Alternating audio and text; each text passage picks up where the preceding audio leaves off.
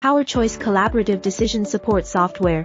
多准则协同决策支援分析软体具多重系统功能，以多层级分析法为基础，搭配三角模糊数理论、折中排序法等方法，并配合前端德尔菲法，以其提高系统性效度，确保决策品质。